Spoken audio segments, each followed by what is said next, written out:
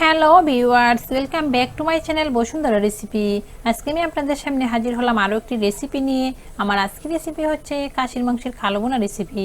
চলুন ভিউয়ার্স, রেসিপিটি শুরু করি। রেসিপির জন্য এখানে নিয়েছি হাড় সমেত 1 কেজি পরিমাণ খাসির মাংস, নিয়েছি 1 চা চামচ পরিমাণ মরিচের গুঁড়ো, হাফ চা চামচ পরিমাণ হলুদের গুঁড়ো, হাফ চা চামচ পরিমাণ জিরার গুঁড়ো, অল্প একটু গরম মশলার গুঁড়ো, হাফ চা চামচ পরিমাণ ধনিয়ার গুঁড়ো, পরিমাণ মতো লবণ।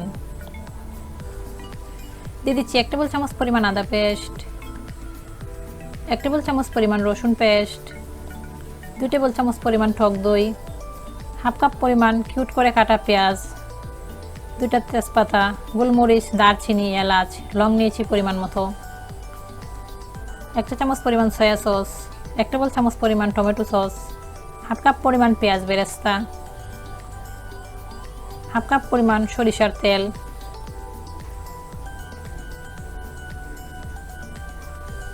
এগুলো দেওয়ার পর মাংসটাকে খুব ভালোভাবে ম্যারিনেট করে নেব। কালো ভুনার রান্নার জন্য মাংসটাকে খুব ভালোভাবে ম্যারিনেট করে নিতে হবে।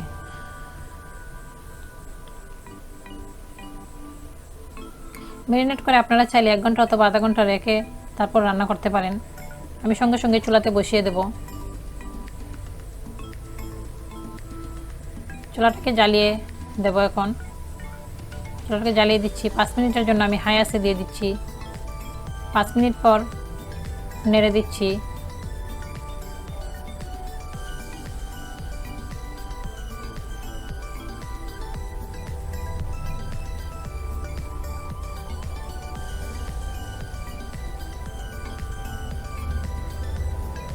এখন আমি ঢাকনা দিয়ে দিচ্ছি 20 মিনিটের জন্য, আর চুলাটাকে দিয়ে দিচ্ছি একদম মিডিয়াম টু লো আছে। 20 মিনিট পর ঢাকনাটা উঠিয়ে দেখে নিচ্ছি, নেড়ে দেব। দেখতে পাচ্ছেন মাংস থেকে অনেকটা পরিমাণ পানি উঠে এসেছে। উল্টে পাল্টে খুব ভালোভাবে আমি নেড়ে দিচ্ছি।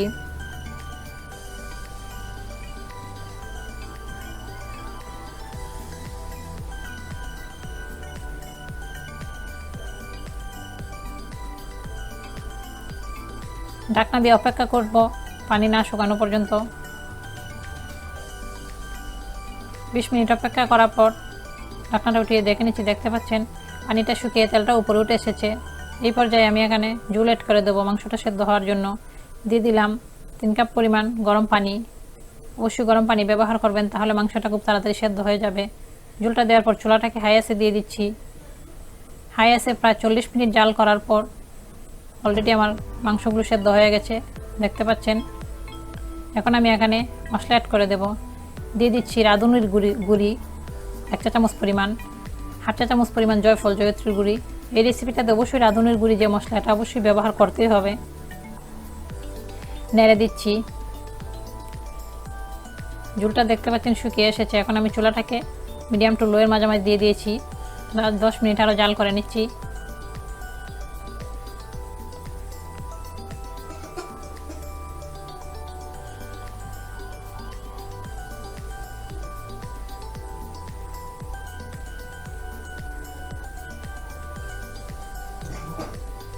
দশ মিনিট পর ঢাকনাটা উঠিয়ে নেড়ে দেব। দেখতে পাচ্ছেন ঝোলটা একদম শুকিয়ে এসেছে। এর চাইতে যদি বেশি শুকাতে চাই তাহলে মাংসটা একদম ড্রাই হয়ে যাবে। আমি এই পর্যায়ে এখন বাগার দিয়ে দেব।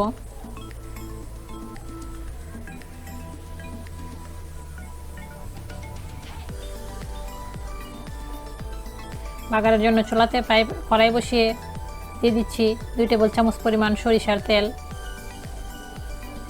1 টেবিল চামচ পরিমাণ রসুন কুচি, 1 টেবিল চামচ পরিমাণ পেঁয়াজ কুচি, 1 চা চামচ পরিমাণ আদা কুচি। এগুলোকে ব্রাউন কালার করে ভেজে নেব।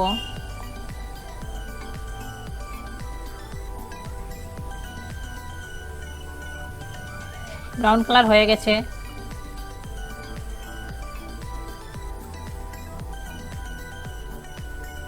এখন আমি এর মধ্যে অল্প একটু মাংস দিয়ে 1 মিনিটের জন্য ঢাকনা দিয়ে দিচ্ছি।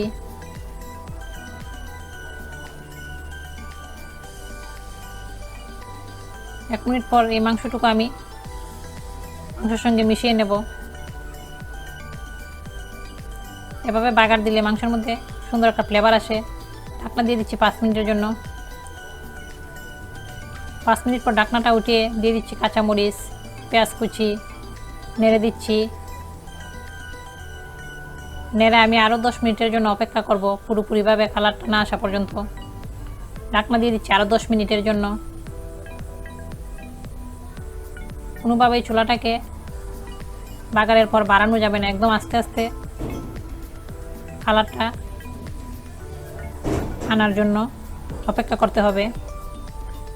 দেখতে পাচ্ছেন আমার রেসিপিটা অলরেডি হয়ে এসেছে, কড়াই তো একদম লেগে যায়নি, কালারটাও এসেছে পারফেক্টভাবে।